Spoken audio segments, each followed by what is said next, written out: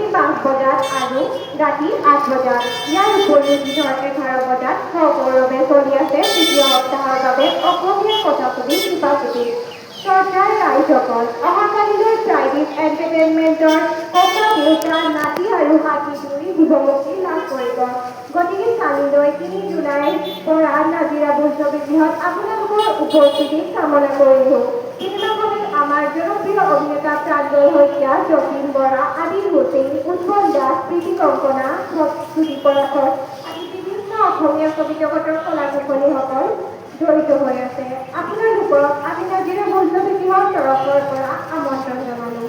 আমাৰ দৰ্শনীসমূহ ক্ৰমে ২ বজাত, ৫ বজাত আৰু ৰাতি ৮ বজাত।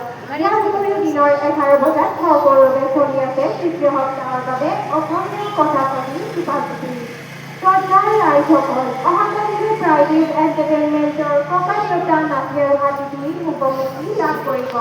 গতিকে কালিলৈ অৰ্থাৎ ৩ জুলাইৰ নাজিৰা বোলছবি গৃহত আপোনালোকৰ উপস্থিতি কামনা কৰিলোঁ।